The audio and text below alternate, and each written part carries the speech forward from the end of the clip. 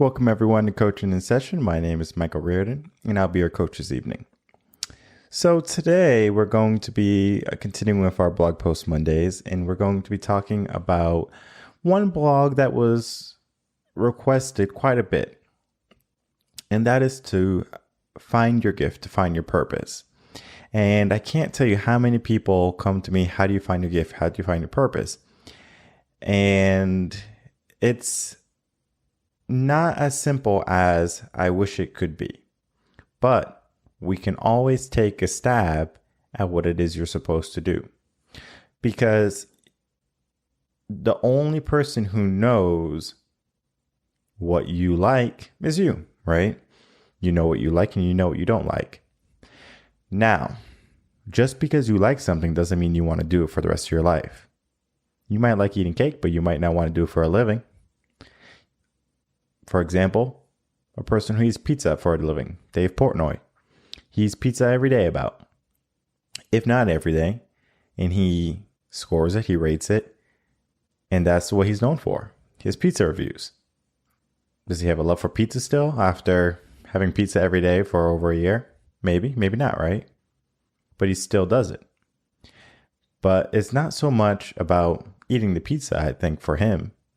It's about what it brings. His ratings, his scores, when he gives them, it either makes or breaks the pizza shop. And he understands that. He has a lot of power. So he can create revenue for someone or a business that is going to be struggling. And that's powerful. His gift, his purpose is to spread love. Whether it's through a slice of pizza or a rating he gives the pizza. That's what he does. But what is it that you need to do? What is your gift? What is your purpose? And when I'm working with clients, that is something we have to kind of go back in history. Go back in time. We look back in high school. We look back in college, and we see what you were doing, if you were doing anything. But what we look for is, how do you enjoy spending your time? What were your thoughts in high school? What were your dreams? What were your ambitions? And then we work from there. When you work from your ambitions and from your thoughts, you can focus more so on what needs to be done. You can focus on your likes more than your dislikes. Because if you're thinking about something and you're daydreaming about it, it's going to be something you want in your life. And for me, I knew what I wanted, but I was still confused, especially in high school. You have all these opportunities, you have all these avenues, and you have a lot of what ifs. I can do this, but what would happen if I do it, but I don't like it, or if I do it and I fail? There was a lot of a lot of what ifs in high school. And that's where people get strung up. They're worried about if they choose something and it's not for them, then they're stuck. And some people, are stuck. They go to college, they get a degree that's very expensive, and now they're in a career they don't love. So they're left with a decision to continue to do the job that they do not love, or they find something else that they do love. And it's powerful to find something you enjoy. But not everyone in life is going to find their joy. I guess you could think how sad that is, but that's the truth. So how do we begin to find the joy? How do we begin to find our gift or find our purpose? And it's actually a step-by-step process. And even with these steps, though, you still need a coach. You still need a mentor to see what you are missing. It wasn't until my mentor came and spoke with me. We had dinner. or it was lunch rather. We had lunch, and I was telling him about my past, and I was telling him about everything I've done and what I would like to do. And he knew what I was supposed to do just from having a conversation, one conversation with me. He said, what you're meant to do is this. He didn't know me from my childhood, from my teenage years, from my college days. He knew me as I believe I was 27, 28, somewhere around there. And he could read me like a book. And I was there struggling, trying to find my way, trying to find my purpose. And though I was good at many things, and though I had gifts and talents and passions, it wasn't enough. My focus was not on my purpose. It was focused on more so my passions, my gifts, my aspirations, my beliefs. And sadly, those do not tie in with what you are meant to do in life. Because your purpose, it can be related to your passion. I have a passion for playing music. If you see, I have a ukulele on the wall behind me, I have a guitar behind me, I have a piano to my left. I enjoy music. I enjoy playing it. I enjoy listening to it. But it's a very personal thing. And when I was a teacher and I taught music, whether it be a lesson or a class or a workshop, it wasn't that I was self-conscious to play, because I would play. I would play well. And I got the job done. But it was more so a job than an enjoyment for me. It wasn't music that I was looking for, even though I was good at it. It wasn't what I needed to fulfill myself, to fulfill my purpose. So what was it? It was teaching. It was educating. It was helping others. From start to finish. And that's where we are. We're at the start. If you're watching this video, that means you are at the start of trying to figure out what is your purpose, what is your gift. And that's the start. Let's get to the finish. And we could do that together, and we could do that in increments and steps. But we're going to look at the blog today that talks about how to find your gift, how to find your passion. And it is a step-by-step guide, but it's similar to an IKEA direction sheet. It's helpful, but it's not everything. Sometimes you have to use your imagination, and sometimes you need help from a second party to kind of come in and look at what's really going on. And that's basically what's going to happen when you're looking at your passion, your gift. You're going to be blinded by your purpose because it's going to seem ordinary to you. It's going to seem mundane, not so special. But it's special enough to change the world and change your life. Do not fail to see that. That's important. So, as always, Monday, Blog Post Monday, head over to my website, revenconcepts.com, and then head into the website. Now, we want to head over to resources and then go on down to blogs. And then also, of course, if you are part of my Facebook or my LinkedIn and or Twitter accounts, you will always see the blog posts coming out Mondays, 10 a.m. Central Standard Time, for an update saying, hey, the blog's out. Check it out when you can. So here we have a tune-up series, which is going to be how to find your gift, purpose, and passion in life. So I'm just going to leave this here for a second so you can read that part. People make mistakes when they're trying to find their gifts and their passion.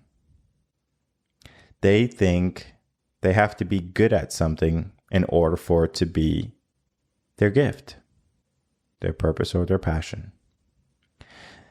When I was in high school, I would be relatively good at numbers. I even got an internship working at a well-known place where I was doing business finance and then moved into accounting.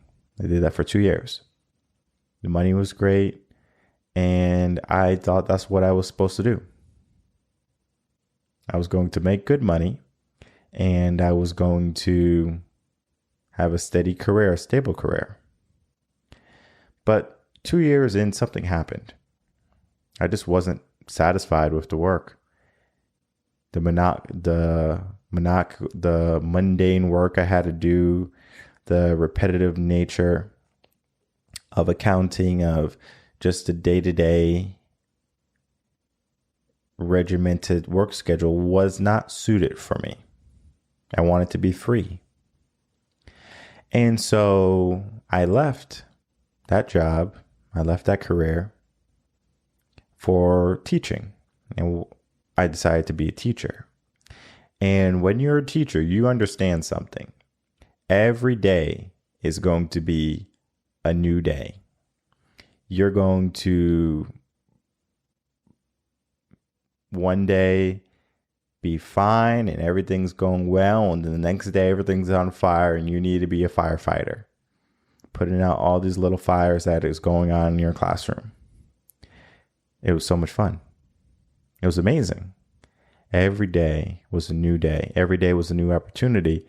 And every day I saw the students grow. And to see the smiles on their faces, to see the future in their eyes and in their dreams and the way they talked and moved was powerful. That was life. And it wasn't that my life was over. It was, now I'm passing the torch on to the next generation, teaching them the skills and the knowledge they need to know to be successful. And it wasn't simply teaching them math or teaching them music or teaching them English that would make them successful. It was more so nurturing their character, because that's what they needed. They needed to be nurtured in the sense of they're an emotional being, more emotional than we would think. We would think that kids don't have any stress because it's not adult stress. All your bills are paid for. You have to go to school, get good grades. It's an easy job, but it's not. I've seen first graders so stressed out where I was shocked that this was happening. It was all because of the system, but then at the same time, they were still a person.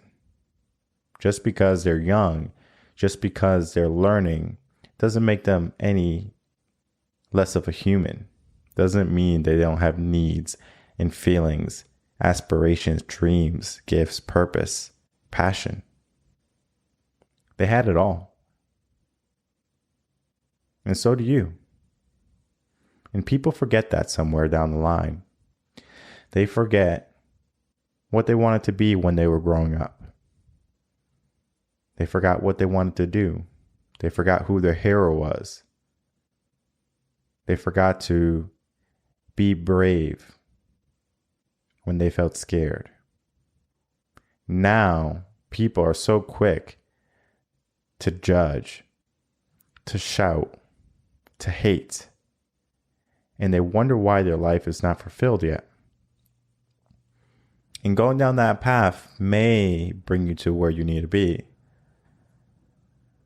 But if you're not going to have gratitude for all your experiences and how far you've come, it's going to be challenging for you to see your purpose. Okay? So let's get into it, the blog.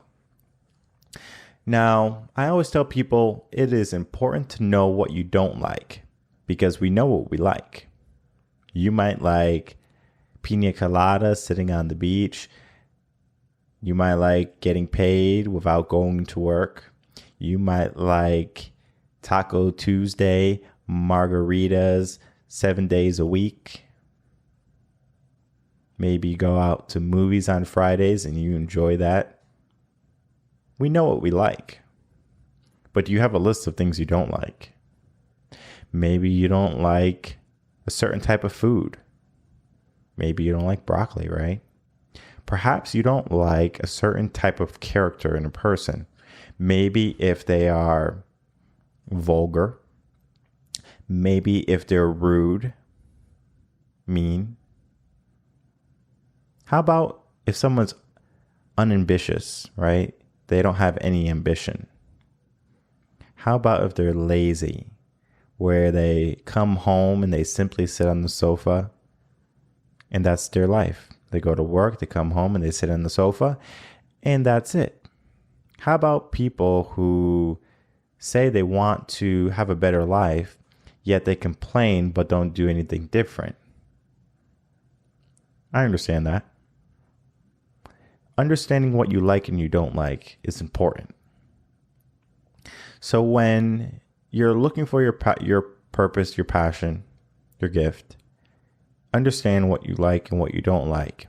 And when you get to the point of what you do like, do you want to do that for the rest of your life? Because your mission should be to never work a day in your life.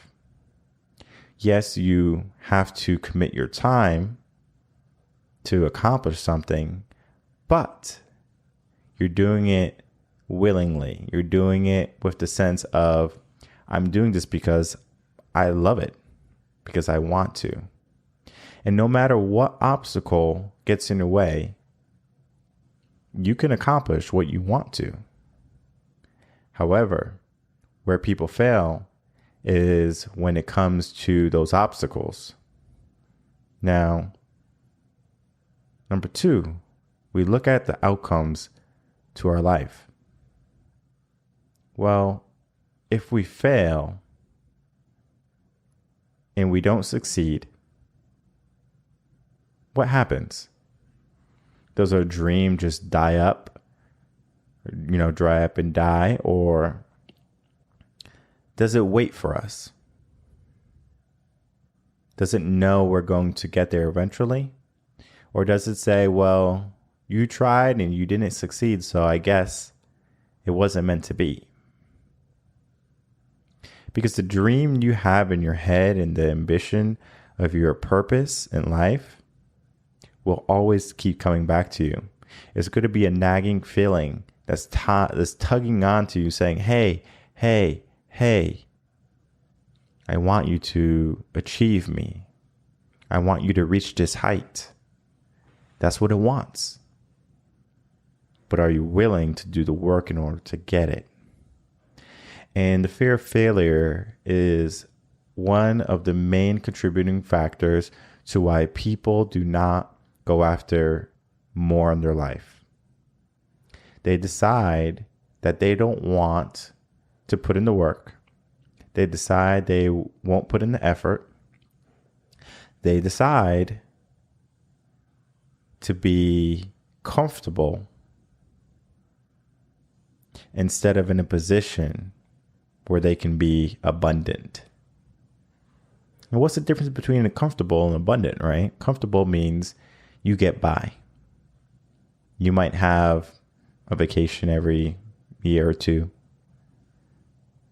You might have a fridge of food.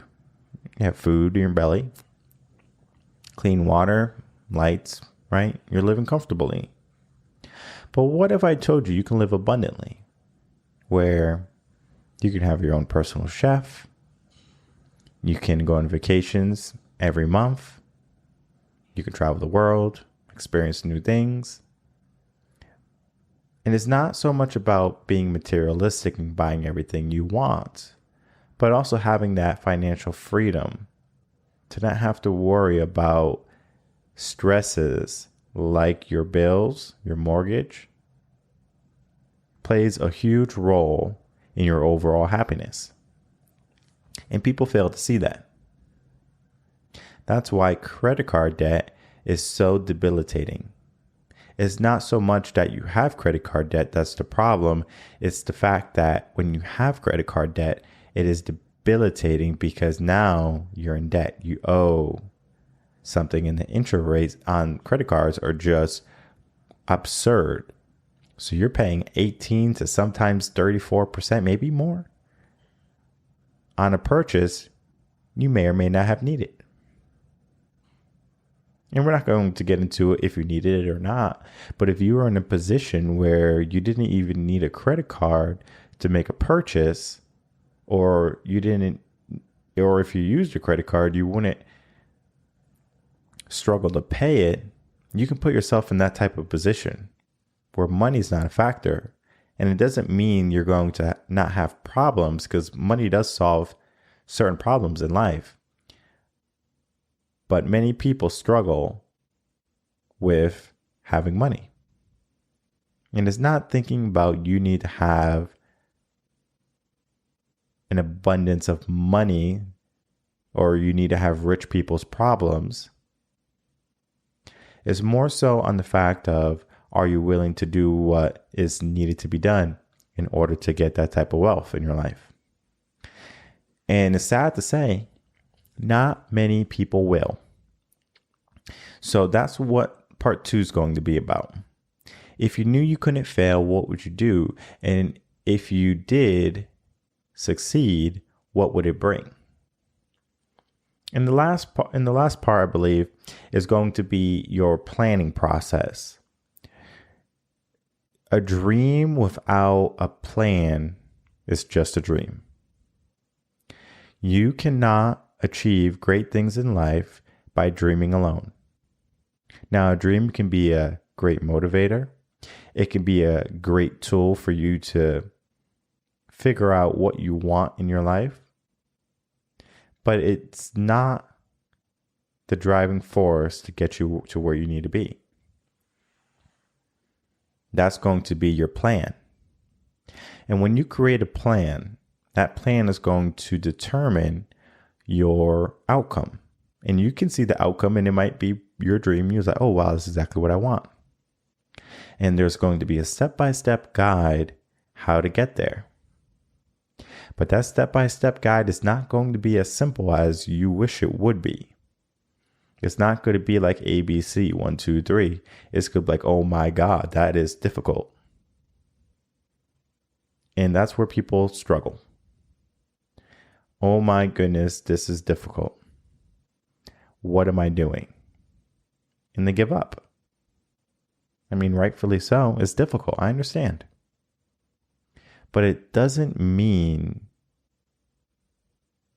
that everything is over if you give up once. It becomes more difficult if you give up once, let alone 2 times, because you form a habit of giving up, of giving in. And that's what I do with my clients. I help them develop a plan, and we go after that plan, and we don't give up until we get there. I give them a definitive amount of time, how long it's going to take for them to get there. Because I've been in similar shoes, not saying I've been in their exact shoes, but I have gone through the purpose journey, the gift journey, the passion journey.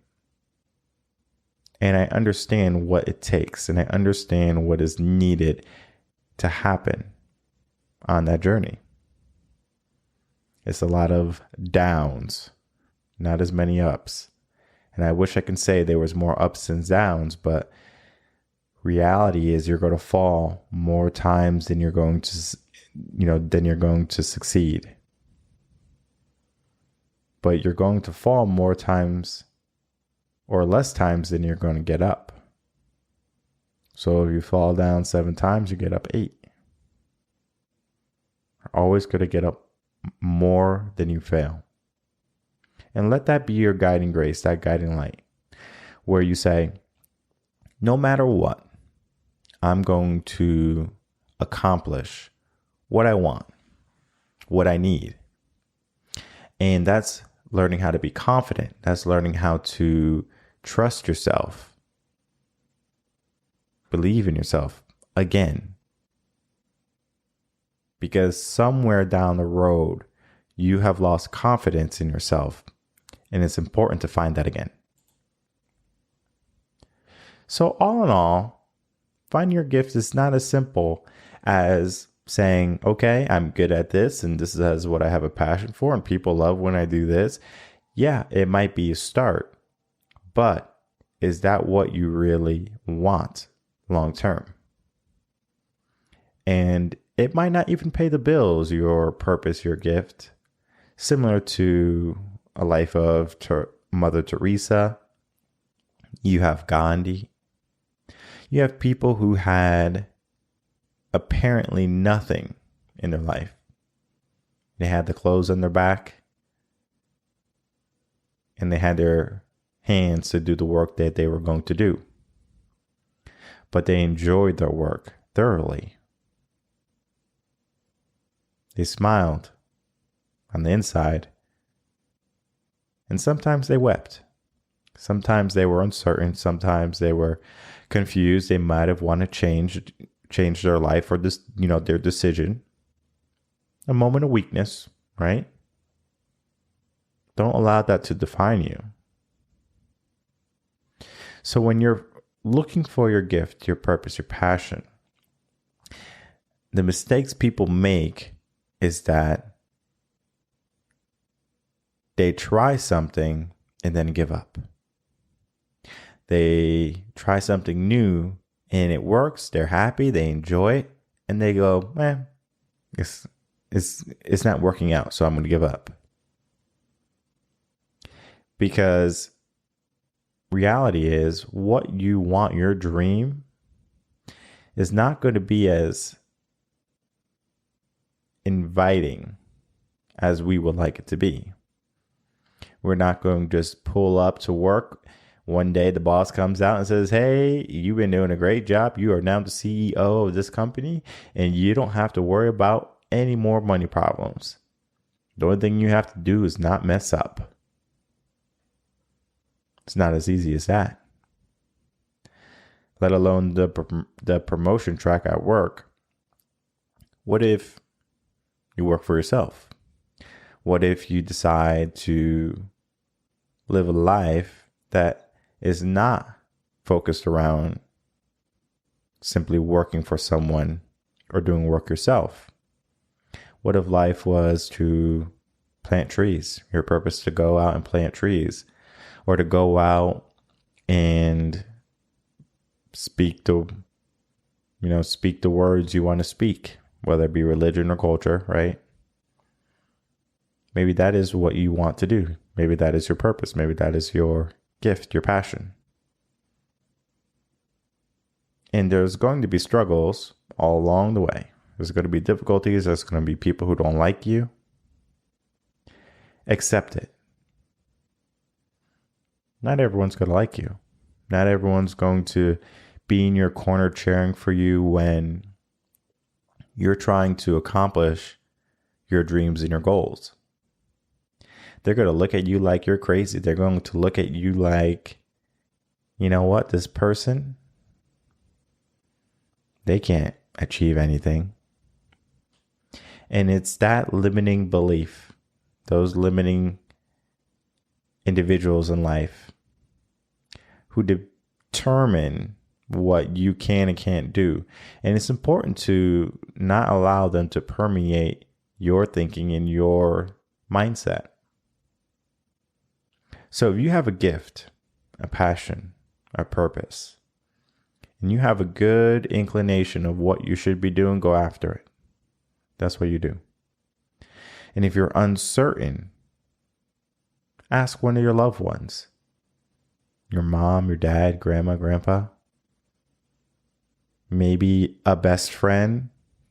Don't just ask an acquaintance. someone who knows you really well. Tell them your idea and see their face. Do they light up or they go, Because if they go, it's not quite there yet. And if you're working with a coach, after a few sessions, the coach is going to be able to determine what you're good at and what you're not good at. What type of person you are, right? Some people are going to be more ambitious, and some are going to be a little bit more lackadaisical. And when you're ambitious, you're gung-ho about getting to where you want to be very quickly. And sometimes it happens, sometimes it doesn't. I wish I can say that 100% of people in 1 month, they're going to be able to find their gift and their passion, and they're going to be all set.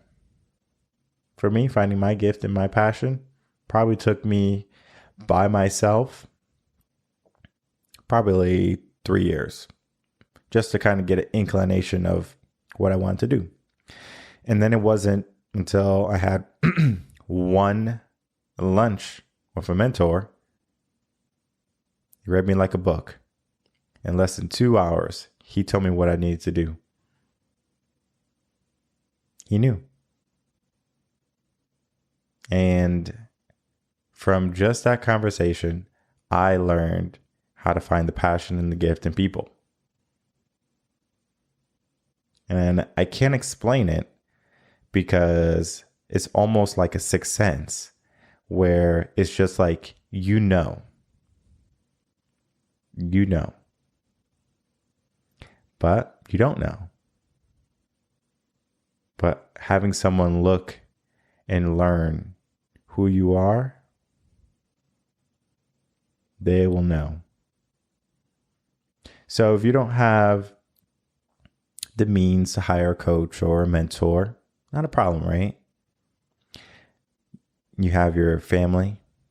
You can always ask or refer to and ask them, what should you do with your life? And you might have made mistakes. You might have had struggles and difficulties, but it doesn't mean you can't change your path. It is never too late for you to turn things around. If you want something in your life, you can go out and you can get it right now. Because where you are right now is a choice.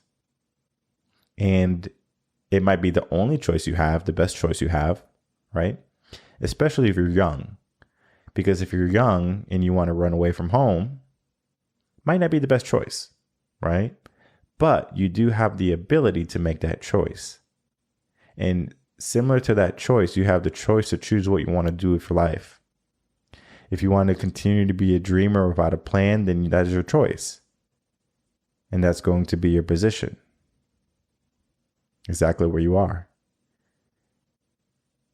And what I wish for you is for you to start to take the steps to develop a plan, to get someone in your corner who's not going to belittle you, who's not going to say you can't, who's going to continue to encourage you regardless of the failures. You need that. And sometimes it could be a spouse, sometimes it could be a sibling, sometimes it could be a parent. It's possible.